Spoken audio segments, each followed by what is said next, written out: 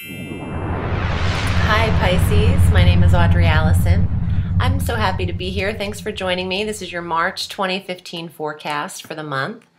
And thank you for subscribing and tuning in and liking and being supportive. And I've been reading for a lot of Pisceans lately. So I want to appreciate your being so cool and choosing me to read for you.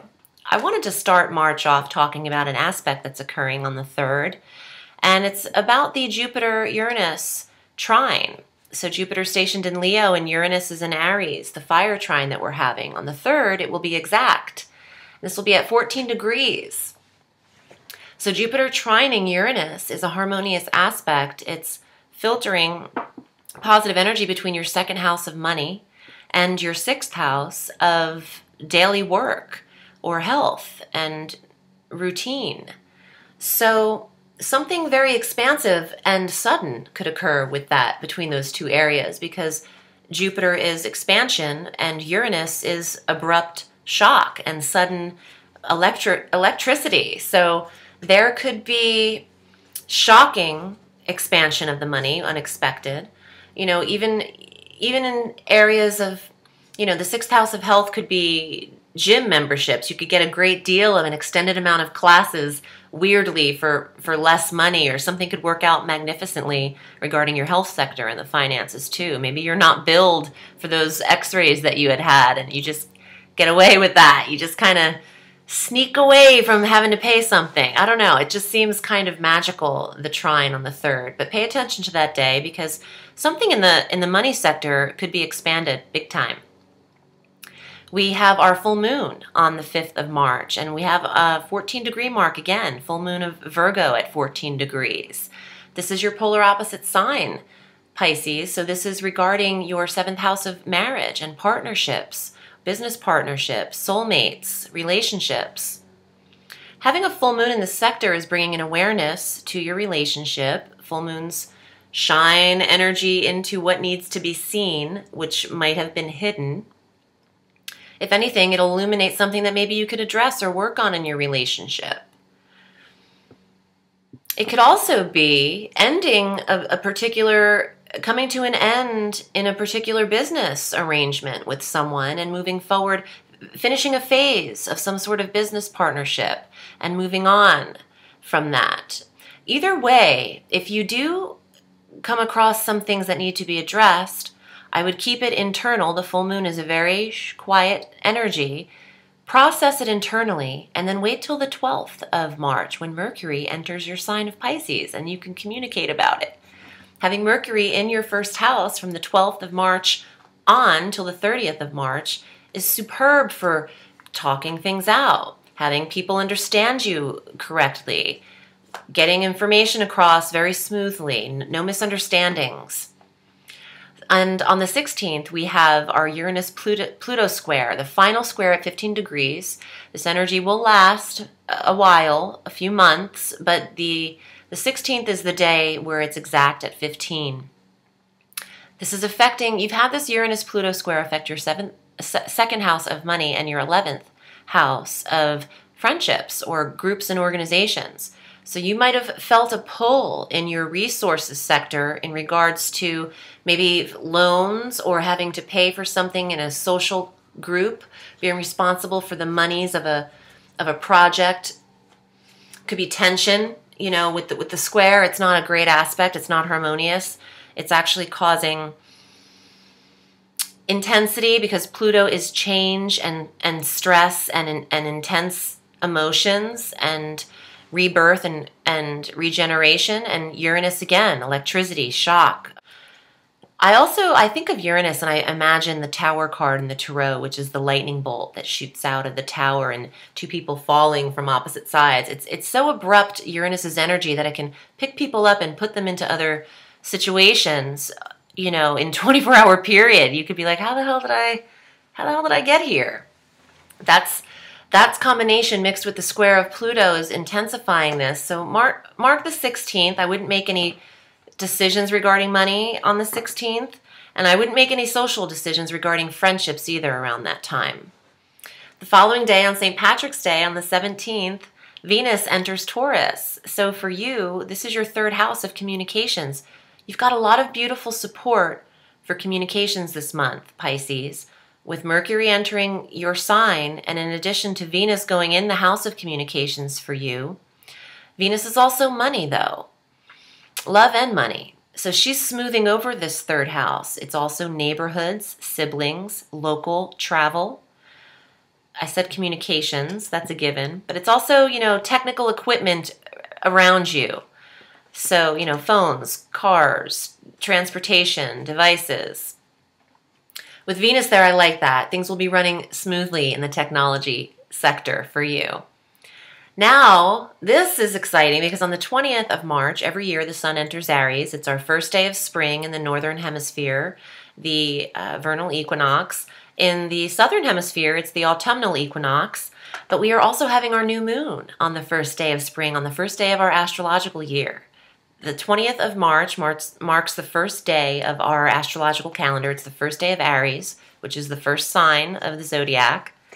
So we have a new moon solar eclipse on this same day at 29 degrees Pisces for you. So this is huge energy for you to start out your, you know, astrological year.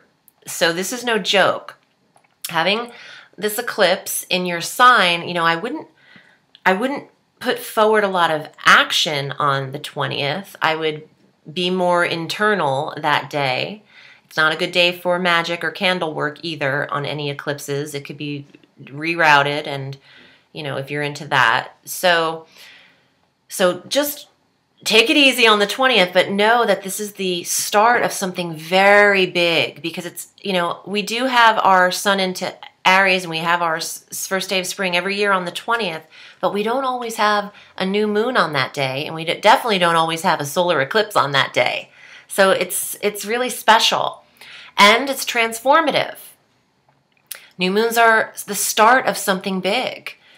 And I've been pulling a lot of aces in the deck for signs, which, you know, Ace of Coins actually marks the first day of spring in the Tarot. So we'll see if that comes up for you as well. But there's a lot of initiating energy around the 20th of March. And it's a beautiful time to start something new in anything actually for you, because it's so close to your first house, but the energy is actually filtering in your second house of money. So focus on how you want to earn this year. Focus on where you're putting your money. If you want to rebudget, do you want extra money? Well, who the hell doesn't, right? Who's going to say no to that? No, I'm good. I don't really need it. I don't really need extra money. Well, you never know. Okay, so on the 30th of March, Mercury makes his second transit into Aries, into your second house of finance. You know what, Pisces? I'm liking your money.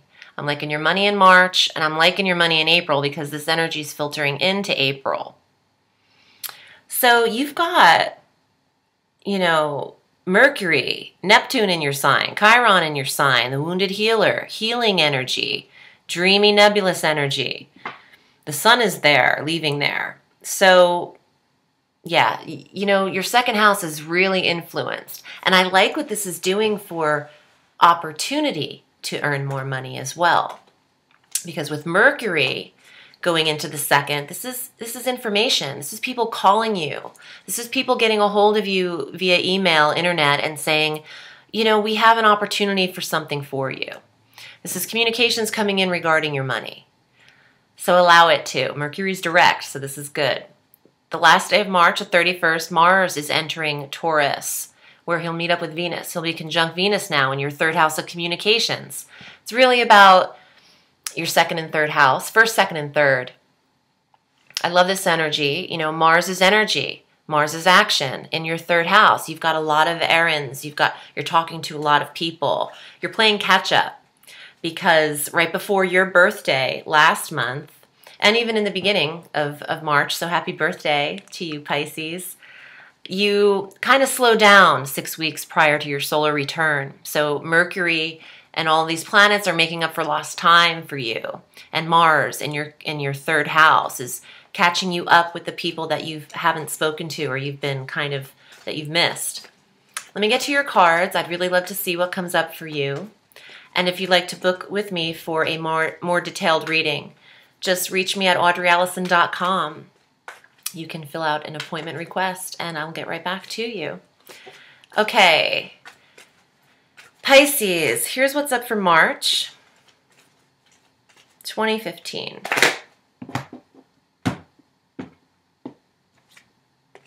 King of Swords, becoming your own authority, your own boss. You're in control, actually clear thinking, wisdom, control. Three of Wands. I love this card. It's beautiful. Replenishment, a new wave of reinforcements, travel. Three of Cups, friendships, support, your 11th house, where the Uranus-Pluto square is. Let's see what else. Five of Swords, righting wrongs and fixing what is broken. Now I also have these as a result. Wheel of Fortune, the Fool, major arcana cards, and the King of Fire, King of Feelings. The last pile that I drop, if it's not just one card, if there's a couple cards, I leave them together. So let's just see how I'm interpreting this. All right, Pisces. Well, you don't have aces, okay? But that doesn't mean that you're not starting something new on the 20th. It's still the new moon, so it's a great time to initiate something. But what could be happening is that you are returning. You are maybe coming back or planning something with friends, with a group to travel. And actually, you might be the leader of it. You might be taking control or authority of this plan, of this idea. But what I do like is this for your finances. The Wheel of Fortune is saying that something fated and something transformative is occurring. And, you know, with Jupiter, the lucky planet, the Wheel of Fortune, the lucky card in the tarot, the 10th card, it could mean that, you know, you're about to have the resources to do things like travel and to make those changes. But, you know, the Fool in the tarot is just like four aces together. It is the first card in the tarot. It is the initiating card of the deck. So you're about to embark on something new with this card. This is, you know, actually, see a little bunny? This is like springtime. So this could be the first day of spring. This is your 320, your March 20 action. But now, you know, for those Pisces out there that are dealing with an Aries, a Leo, or a Sagittarius male, the king energy, I know some readers say, you know, they don't want to apply the gender to the card. I actually do. I like to refer, if it says king, for me, for this particular deck, if it says king, it is talking about a male. So it's just about the reader's relationship with their own deck. I've had some questions about that from people. But this is a male fire sign, Aries, Leo, Sag, that is coming up around this new endeavor. So it doesn't have to be relationship, even though it's the master of feelings. To me, the energy of these cards is either about someone that you're about to travel with, or that you're fixing what is broken. You're righting wrongs. You're making amends. And you could start new work or a new endeavor with these three cards together with this fire sign male. Perhaps he's an entrepreneur or has some kind of feeling about you. He's feeling some type of way. So I feel like the important message, though, is your own clear thinking, your own wisdom is what's going to carry you through the right connections with people. You are the one that's bringing in this great support for you. And I feel like you're dealing with some kind of travel. You're making a travel plan with friends. So I like that. Thank you so much, Pisces. I hope that you enjoyed your reading, and I'm wishing you a beautiful March. My name is Audrey Alison, and I'll see you next month. Have a sweet day. Bye.